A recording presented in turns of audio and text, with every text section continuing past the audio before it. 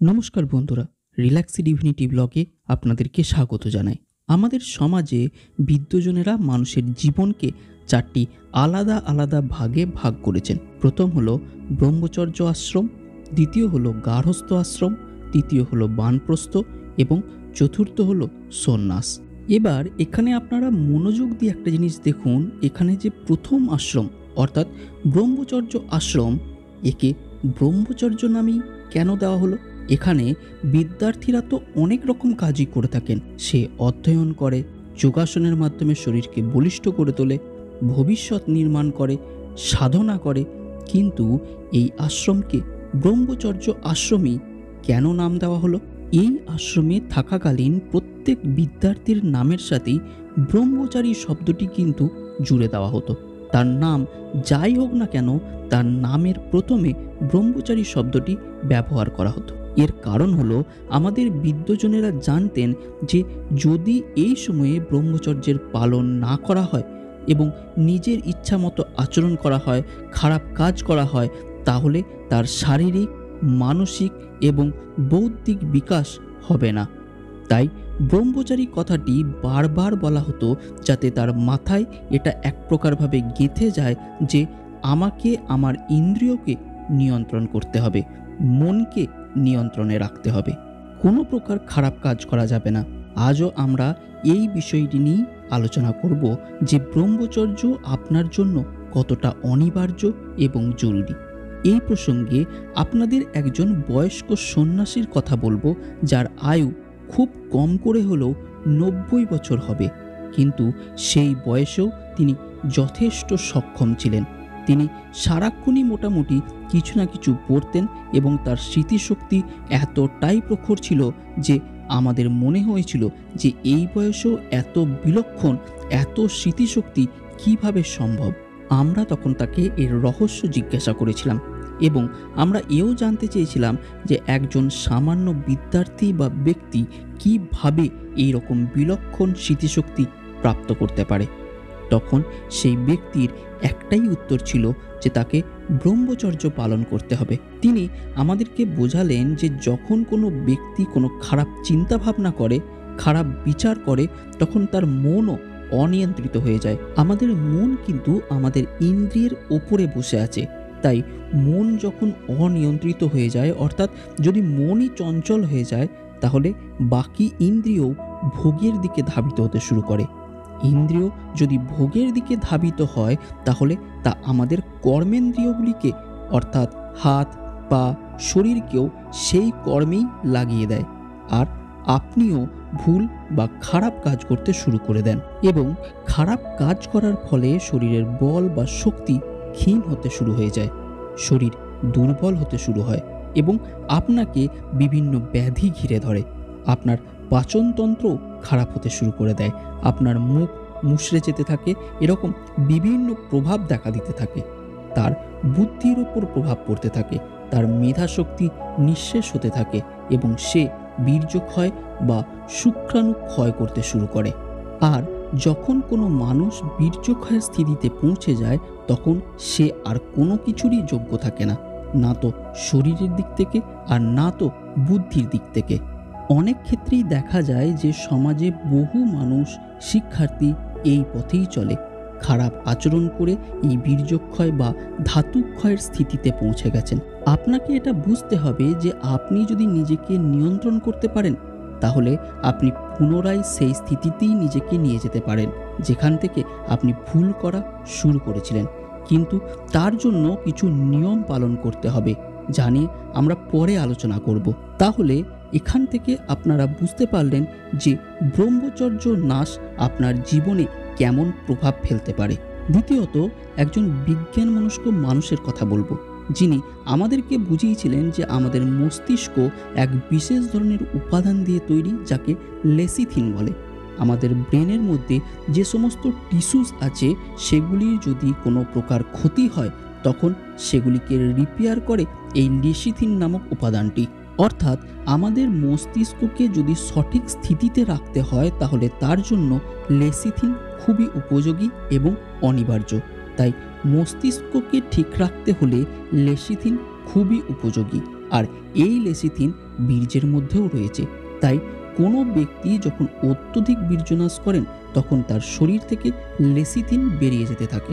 তখন আমাদের মানব শরীরের সিস্টেম বীর্য তৈরির জন্য আমাদের শরীর থেকে লেসিথিনকে টেনে বীর্য নির্মাণ শুরু করে দেয়, আর এর প্রভাব আমাদের মস্তিষ্ক এবং বুদ্ধির ওপর পড়ে। আর এই অ্যাডিকশনের কারণে আমাদের মস্তিষ্কের যে ফ্রন্টাল কর্টেক্স তার উপরেও নেগেটিভ এফেক্ট পড়ে এবং বিভিন্নভাবে আমাদের মস্তিষ্ক প্রভাবিত হতে থাকে। এবং কোনো ব্যক্তি যদি তার সেই বীর্যস্খলনের নেশা না ছাড়তে পারে এবং সেই দিকেই ক্রমাগত এগিয়ে যেতে থাকে, তখন তার পরিণামও খুব ঘাতক হতে পারে। তাহলে এর থেকে এটাও বোঝা যায় যে বীর্য নাশের ফলে আপনার মস্তিষ্কও কিন্তু প্রভাবিত হয়। তৃতীয়ত আমি বলবো যে স্বয়ং ভগবান বলেন, যদা সংহর্তে চায়ং কুর্মঙ্গ গানীয় সর্বসং ইন্দ্রিয়ানিন্দ্রিয়ার্থভ্যস্তস্য প্রগা প্রতিষ্ঠাতা। ভগবান স্বয়ং বলেছেন যে কচ্ছপ ভীত সন্ত্রস্ত হয়ে যেভাবে তার মাথাকে বা পাকে তার কবচের ভেতর ঢুকিয়ে ফেলে, ঠিক সেভাবেই বুদ্ধিমান মানুষকেও তার নিজের ইন্দ্রিয়গুলিকে অন্তর্মুখী করে নেওয়া উচিত। আর যখন আপনি আপনার ইন্দ্রিয়গুলিকে অন্তর্মুখী করে নেবেন তখন তস্য প্রজ্ঞা প্রতিষ্ঠাতা, অর্থাৎ সেই ব্যক্তির প্রজ্ঞা প্রতিষ্ঠাতা অর্থাৎ বুদ্ধি স্থির হয়ে যায়। আর স্থির বুদ্ধির ফোকাস যখন বেড়ে যায় তখন বুদ্ধি স্থির হওয়ার কারণে আপনার মেধা শক্তিও বৃদ্ধি পেতে থাকে এবং বিকশিত হতে থাকে। বিদ্যার্থীরা নিজে থেকেই যে কোনো কিছু একবার পড়লেই সেটা তার স্মৃতিতে থেকে যায়, সে মানসিক শান্তিতে থাকে, সে একজন বিচক্ষণ মানুষ হওয়ার পথে এগিয়ে যায়। অনেকেই আমাদের প্রশ্ন করেন যে কিভাবে স্বামী বিবেকানন্দর মতো মস্তিষ্ক আমরা পাবো, বা কিভাবে আমরা আমাদের বিদ্যজনের ন্যায় আমাদের প্রজ্ঞাকে বিকশিত করব। কিন্তু তারা সেই মার্গ বা পথটাকে বুঝতে পারেন না, আর সেই মার্গটিই হলো ব্রহ্মচর্য। কিন্তু আপনাকে এটাও জানতে হবে যে কতদিন পর থেকে আপনার বুদ্ধির ওপর ব্রহ্মচর্যের প্রভাব শুরু হয়, অর্থাৎ কতদিনই বা বীর্যনাশ না করলে বুদ্ধির ওপর প্রভাব পড়ে, আর কতদিনই বা ব্রহ্মচর্য পালন করতে হবে যার ফলে বুদ্ধিতে তার প্রভাব দেখা যাবে। বলা হয়ে থাকে যে আপনি ৪৫ দিন পর্যন্ত টানা ব্রহ্মচর্য যদি পালন করেন তাহলে ২০ গ্রাম মাত্রানুসারে বীর্য নির্মিত হয়, আর আপনি যখন ৪৫ দিন থেকে আরও এগিয়ে যান তখন বীর্য আপনারই শরীরে শোষিত হয়ে আপনাকেই পুষ্টি প্রদান করতে শুরু করে। কিন্তু আমাদের অভিজ্ঞতা এটা বলে যে যারাই ব্রহ্মচর্য পালনে উদ্যোগী হয়েছেন বা পালন করেন তাদের অনেকেই ৩৫ থেকে ৪০ দিন অবধি পালন করার পর আর বীর্যনাশ না করে থাকতেই পারেন না। বর্তমান সময়ে এই ৪৫ দিনের চক্রটি সম্পন্ন করা খুবই মুশকিল হয়ে পড়েছে, কিন্তু আপনি যদি ৪৫ দিন সম্পন্ন করতে পারেন তাহলে নিজে থেকেই আপনার শরীরে পরিবর্তন আসতে শুরু করবে, ব্রহ্মচর্যের লাভ পেতে শুরু করবেন। এই চক্রটি যদি আপনি পুনরায় সম্পন্ন করেন তাহলে আরও বেশি লাভ পাবেন। আপনি যদি এই চক্রটি ৩ বার সম্পূর্ণ করেন তাহলে শারীরিক স্তরেও আপনি এর লাভ অনুভব করতে পারবেন। আপনার বল বাড়তে শুরু করবে, আপনার চেহারায় তার প্রভাব দেখা যাবে, আপনার চামড়ায়, আপনার চুলে এর প্রভাব দেখা যাবে।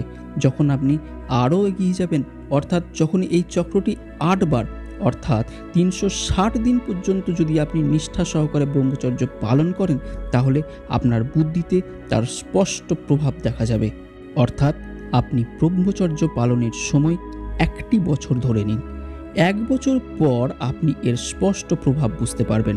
টেস্টোস্টেরনের লেভেলেও এর প্রভাব পড়ে, আপনার শরীরের ঊর্জা এবং উৎসাহ অত্যধিকভাবে বেড়ে যাবে। আপনি যে কাজটি করবেন তাতেই এর প্রভাব বুঝতে পারবেন। ব্যায়াম করলে আপনার শরীর বলিষ্ঠ হবে, আপনি পড়াশোনা করলে তাতে এতটাই মনোযোগ আসবে যে আপনি ভালো রেজাল্ট করবেন।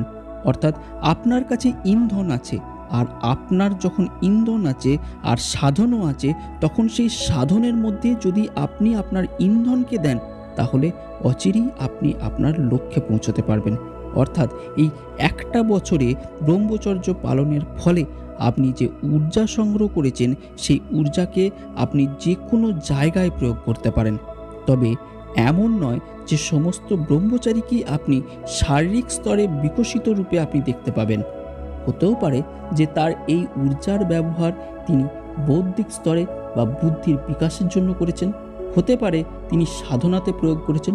অর্থাৎ আপনাকে বুঝতে হবে যে আপনাকে এই ঊর্জা সংগ্রহ করতে হবে। আপনার 3-4 মাস ব্রহ্মচর্য পালনের পরই আপনি এর লাভ অনুভব করতে পারবেন, কিন্তু 1 বছর হলো এর বিশেষ সময়। আর আপনি যদি তা করতে পারেন তাহলে তার লাভ হবে সুদূর প্রসারী। কিন্তু শুধু শারীরিকভাবেই নয়, শরীর, মন এবং মস্তিষ্ক এই 3 দিক থেকেই নিষ্ঠা সহকারে আপনাকে ব্রহ্মচর্য পালন করতে হবে। তবেই আপনি এর উপযুক্ত লাভ পাবেন। তবেই আপনার মেধাশক্তি বাড়বে, স্মৃতিশক্তি বিকশিত হবে। এবার আপনার মনে যদি এটা প্রশ্ন আসে যে আমি কিভাবে ব্রহ্মচর্য পালন করব, আমার দ্বারা তো এটা হয়ই না, তাহলে আপনাকে বিধিবদ্ধভাবে চলতে হবে, জীবনশৈলীকে বদলাতে হবে, আধ্যাত্মিকতার সাথে একাত্ম হতে হবে আর যোগাভ্যাস করতে হবে। সিদ্ধাসনে বসুন। যারা অবিবাহিত তারা সিদ্ধাসনে যদি আধ ঘন্টাও বসেন তাহলেও অনেক। সিদ্ধাসনে বসুন, প্রাণায়াম করুন, শক্তিবর্ধক বিভিন্ন যোগাসন করুন। আপনার ঊর্জাকে সঠিক দিশা প্রদানের ফলে আপনার জন্য ব্রহ্মচর্য পালন সহজ হয়ে যাবে। পরবর্তী ভিডিওতে আমরা 7টি নিয়ম বলবো, যা যে কোনো ব্যক্তি যদি বিধিবদ্ধভাবে পালন করেন তাহলে ব্রহ্মচর্য আর কঠিন বলে মনেই হবে না যে সেটা অসম্ভব। আজকে আমাদের বিষয় ছিল ব্রহ্মচর্যের মাহাত্ম্যকে বোঝানো, আর তার সাথে এটা বোঝা যে কত দিন নিষ্ঠা সহকারে ব্রহ্মচর্য পালন করলে তার ফল পাবেন। এই সম্পর্কে আমরা আমাদের অনুভব আপনাদের জানালাম। বিশ্বাস রাখুন আর সামনের দিকে এগিয়ে চলুন। যে কোনো ব্যক্তি যাই বলুক না কেন, অনেকেই এখন বড় বড় প্ল্যাটফর্মে এসে ব্রহ্মচর্যকে ব্যর্থ বলে ঘোষণা করছেন, কিন্তু আপনি এটা বুঝে নিন যে আপনি যদি নিষ্ঠা সহকারে ব্রহ্মচর্য পালন করেন তাহলে তার লাভ আপনি অবশ্যই পাবেন। ধন্যবাদ।